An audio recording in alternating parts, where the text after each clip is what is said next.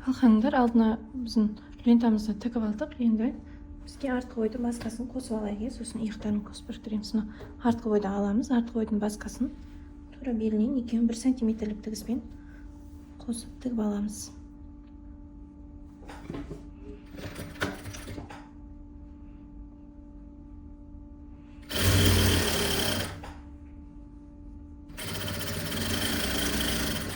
Еле қалған көріністер ғой, бәрі бір-бірінен тура келеді ғой. Еш ойланбастан тіге бересіздер. Енді тігісімізді ашып өтіктейміз. Қандар алдын артқы бойды да дайындап алдық. Енді бізде мысалы мынаны былай айқасып тұрады ғой. Айқасып тұрған кезде мынаны да бір жерге бекітуіміз қажет. Сол үшін бізге осындай ленталар қажет.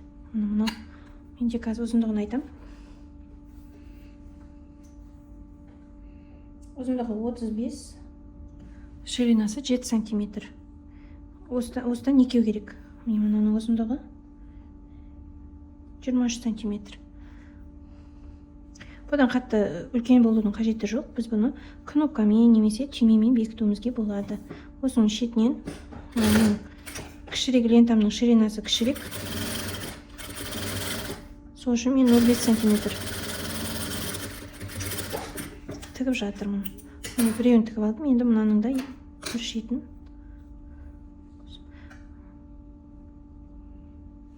Тура осылай екіге бүктейміз дағыны. Мына шетін. Одан кейін мынау ұзына бойы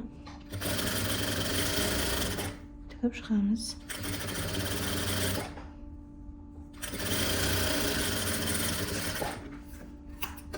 Мынаның тек бір шетін ғана тігіппін ғой. Мына бір жерін бекітіп қояйын. Міне енді осы екеуін оңғаратып аламыз. Бұрышын тастайын. Осындай жаңағы отверткаларыңыз болса, осымен оңғаратқан ыңғайлы.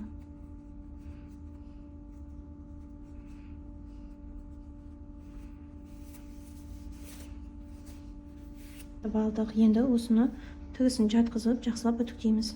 Мына бұрыштарын осылай ненің көмегімен, үшкір нәрсенің көмегімен жақсылап ашып алыңыздар. Сол кезде мына бұрыштарын міне екеуін үтіктеп алдық. Енді қараңыздар, мынау қыз баланыкі болғаннан кейін бізде сол иыққа қарай не қылады ғой, жабылады ғой түймесі. Оң жағы жоғары жағында тұрады. Біз мына ұзынды оң жағына, ұзынды мынау жанына тігеміз. Сол кезде мына жерге тағы бір не керек. Оны сосын жасаймыз.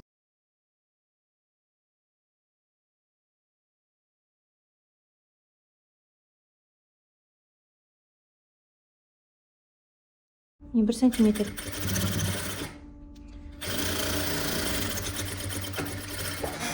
Тігіспен жан тігісін қосып аламыз. Мына иық тігістерін қосып аламыз.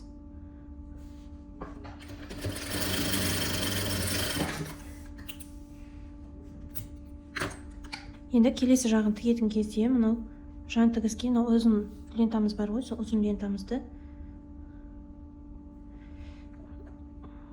қосып тігіп жібереміз. Сәл кішкене 4 сантиметрде осыдан қысқартып алып аламын. Қазір ол маған керек.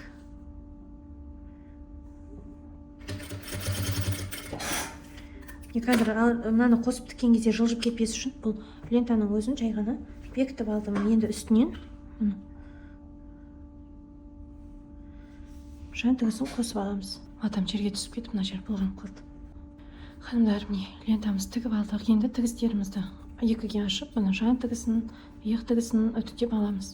Енді оның барлығын видео ұзын болып кетпесін деп сіздерге көрсетіп жатқан жоқпын. Үтіктеудің еш қиындығы жоқ. Міне осылай тігісімізді ашып, екі жаққа қарай ашып тұрып, үтіктеп шығамыз.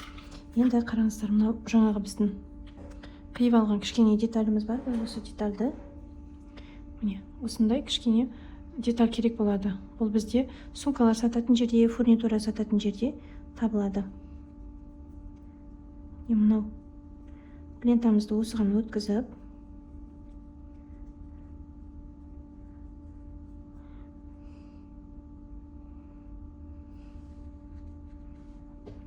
мына біздің алдыңғы бойдың жаңағы мынау белдігімізді мына бел сызықтан ортасына түсіріп тігіптік.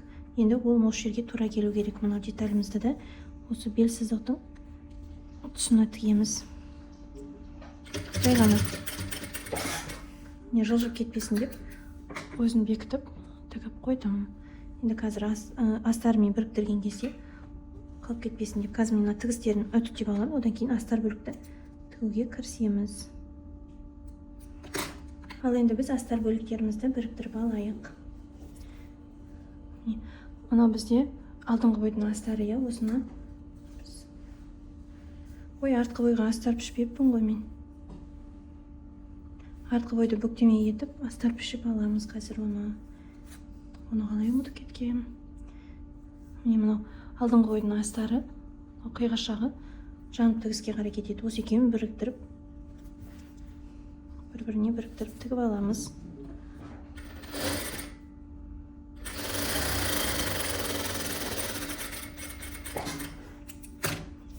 Тігіп алдым. Қазір тігісімді. Енді бұл астармата, жұқамата болғандықтан бір шетке қаратып өтіктесеңіз де болады тігісті.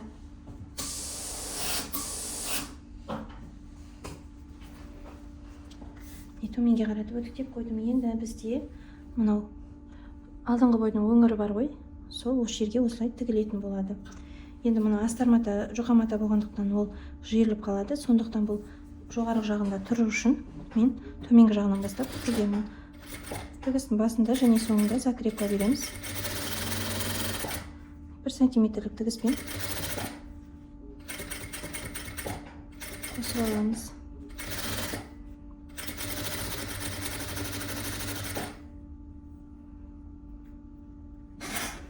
Артық шығып кетті, артық шықпау керек, бір-бірімен бірдей болу керек. Сол себепті ол мата жиырылып қалған кезде артық шығуы мүмкін. Сол себепті мынау иық жақтан тігісті қайтадан бастап, мына тігісім торғыған тиіспедім. Иық жақтан тігісімізді бастаймыз. Тігіп келе жатырмын. Енді екеуі бір-біріне тура келмейді. Сондықтан мен тігісімді толық емес, сәл ғана сөгіп жіберемін.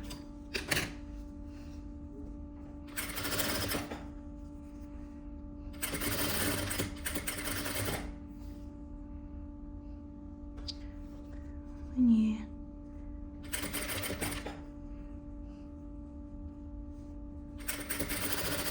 Мына деталін дублирендадым ғой, содан кейін қысқарып қалған болып тұр.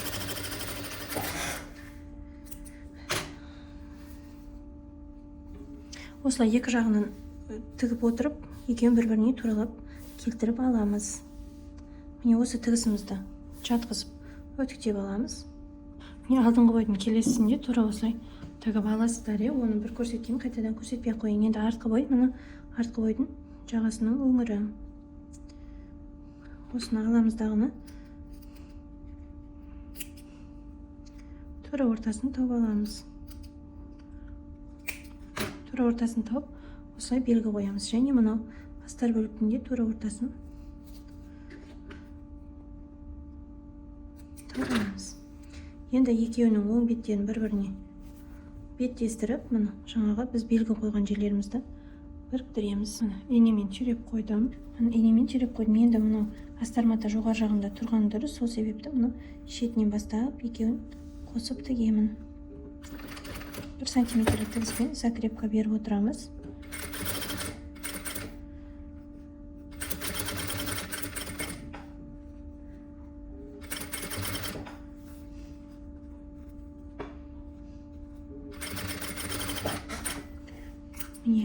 Мына жағы артық қалып тұр. Негізі артық қалмау керек. Бір-біріне бір детальден жасалғаннан кейін ол дұрыс болу керек. Сол үшін біз енді келесі жағынан бастаймыз тігісімізді. Ол не үшін артық шығады, кем шығады десеңіздер, бір мата созылғыш болады, бір мата созылмайтын болады. Одан кейін бір мата дублирендалған соң жиырылып қалады. Сондай жағдайлардан кейін осылай өзгеріс болады. Келесі жақтан бастап тігіп келе жатырмын. Бұл жағымыз вроде тура келді, мына шетіміз тура келмей қалып тұр. Енді жаңағы тігісімді кішкене толық емес сөгіп жіберемін. Сөктім. Ары қарай жалғастырамын. Жаңағы тура ортасы жылжып кетті деп уайымдамаңыздар. Бастысы біз мұнаны бір-біріне туралап келтіруіміз қажет. Жаңа тіккен тігісімізді сөйлей отырып, осылай бір-біріне туралап келтіріп аламыз. Мына жерім тігіске ілініп кетті.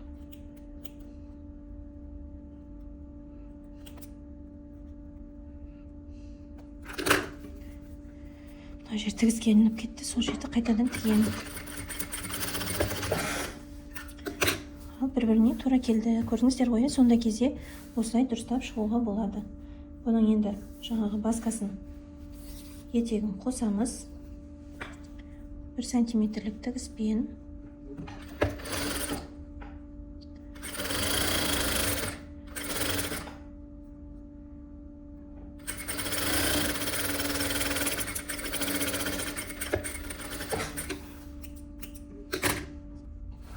Ханымдар, енді жаңағы біз тіккен детальдарымыздың барлығын тігістерін үтіктеп аламыз. Мынаны артқы бойды төменге қарадым. Үтіктейсіздер.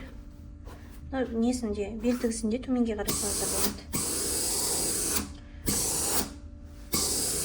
Ортасын ашпаймын, себебі жұқамата қатты қалың болып кетпейді. Сол үшін ортасын ашпай-ақ бір жағына қаратып үтіктейміз. Енді мұны алдыңғы бойды да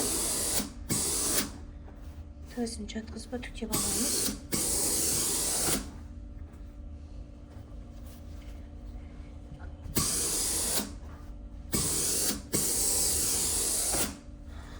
Енді бағана көрсеткенімдей тура иықтарын, жан тігістерін қосып тігіп алыңыздар. Ханымдар, енді қараңыздар. Біз қазір астар бөлікті тігіп алдық. Екеуін оң беттеріне беттестіріп, иық тігістерін бір-бірімен туралап келтіріп, түйреп қоямыз.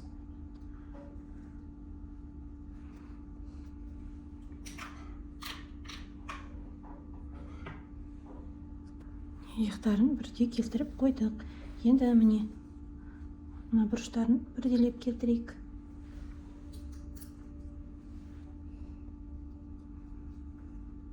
Алдыңғы бойдың бұрышы. Енді мына төменгі жақтан алдыңғы бойдың тігісі, мына мойын тігісі, мына келесі жақтың алдыңғы бойы, соның барлығын толықтай тігіп шығамыз. 1 сантиметрлік тігіспен.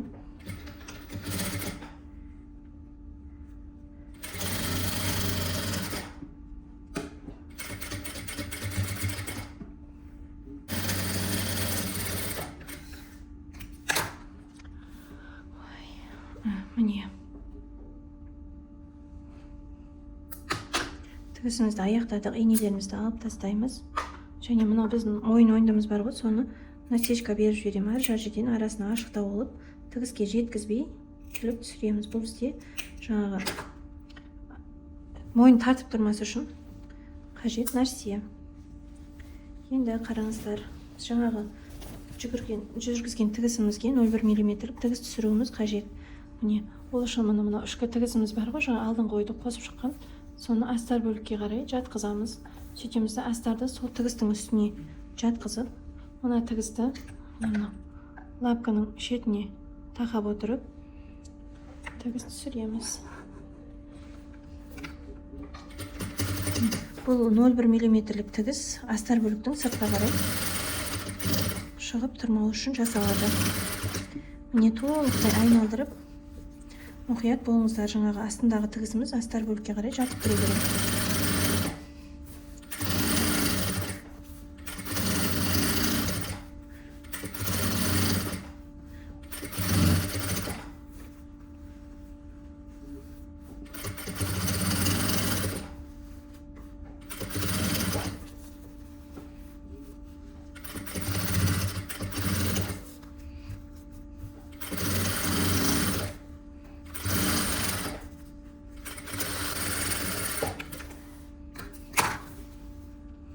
Міне мынау тігістің түбіне тігіс түсті. Енді қазір үтіктеген кезде осы тігісті ішке қарай жатқызып үтіктейміз. Сол кезде астарымыз сыртта көрініп тұрмайды. Енді қараңыздар,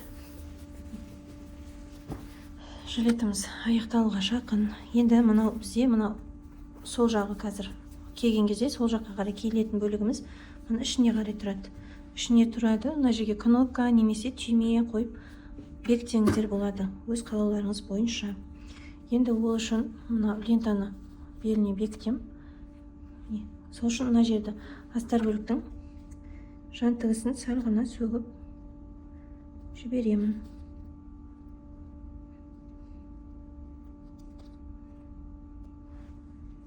Осы жерді сөктім.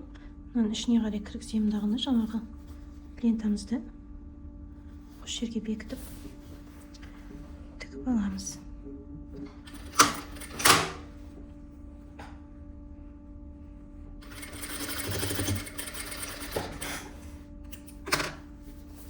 Міне, өз кнопка бекітесіздер ма, түйме бекітесіздер ма, өз қалауларыңыз солай. Ішкі жақта да бөлікті бекітіп аламыз.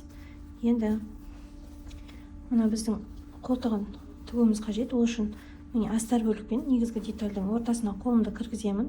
Мына астарды ішке қарай қайырдым. Міне ішінде астар бөлік тұр. Осыны ішке қарай қайырамдағыны екеуін қолыммен ұстап аламын. Ұстап алып жібермей тұрамдағыны осыны ұстаған кейін міне қарасаңыздар қолтықтары бұны бір-біріне беттеседі. Осылай қойған күйі айналдырып қолтығын тігіп шығамыз.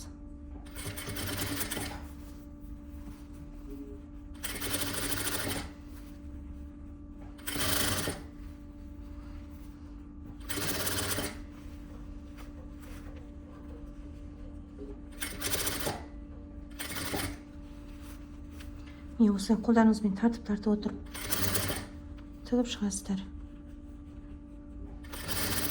Осы жерден тігісті аяқтаймдағыны осылай өзі қолтықтың тартылатын жері бар, сол жерден тартып мына қалған ашық жерін бекітіп жібереміз.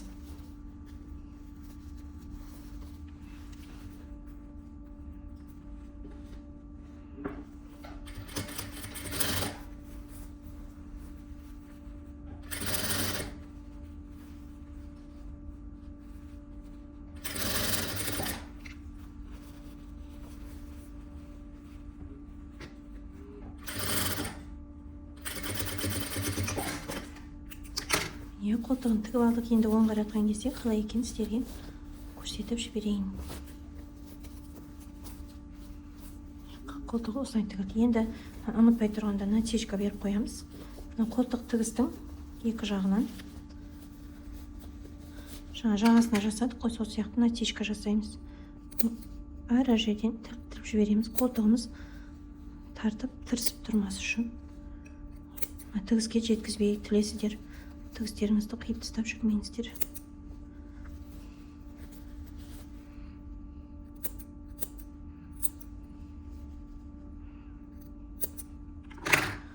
Енді келесі жағында тура солай қосып алыңыздар. Одан кейін етегін тігеміз. Сонымен жилетіміз аяқталуға жақын.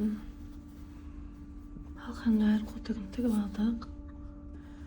Алхандар, енді төменгі жағын тігетін боламыз. Төменгі жағын осылай бір-бірімен беттестіріп қоямыз дағыны 1 сантиметрлік тігіспен түзу қылып тігіп шығамыз.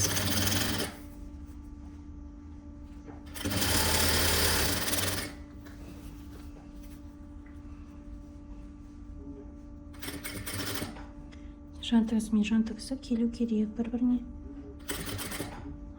Енді астар мата ол бәрібір жылтыр мата, сондықтан артық киім шығып қалады арасында.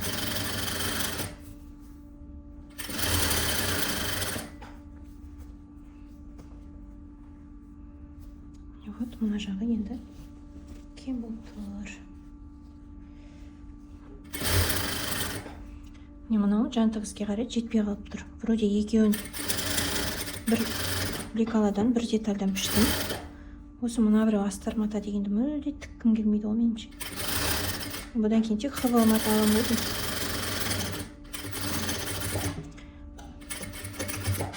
Бірақ хавал маталардың астары бояулар шығады дейді, сондықтан осыны алып жүргем.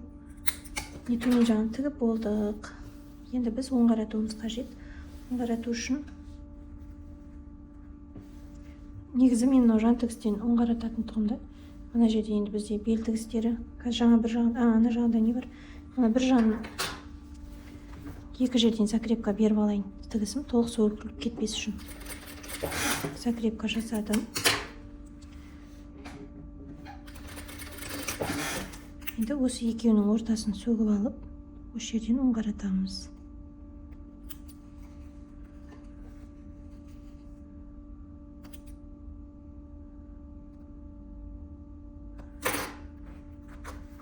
Міне.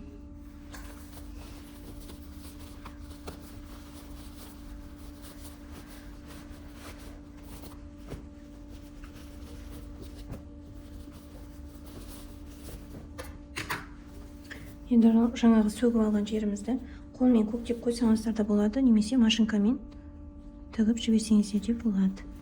Осылай мен машинкамен бекітіп қоямын. Тігісті шетіне түсіремін.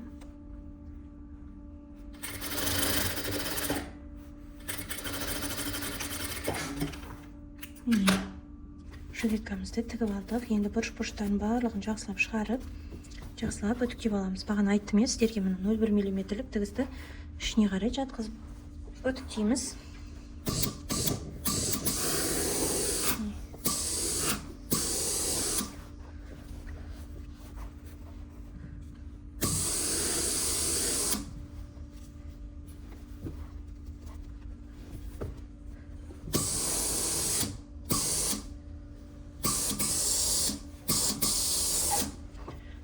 Алдыңғы ойды үтіктедік, енді төменгі жағын үтіктеп аламыз.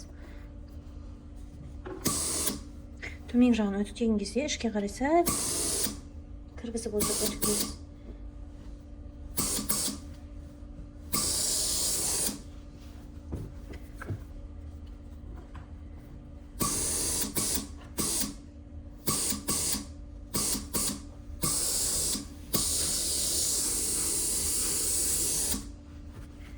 Мына қолтық ойындасын үтіктейміз.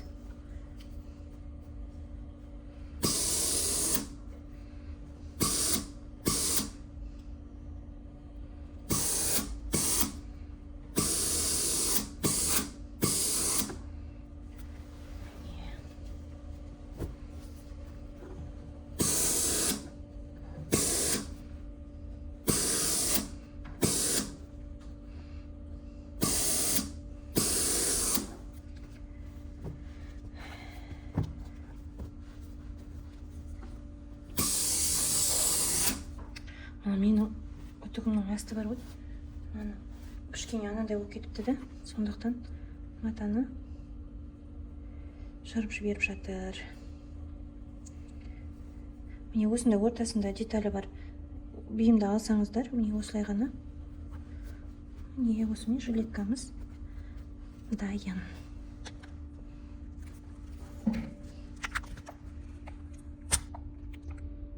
Міне.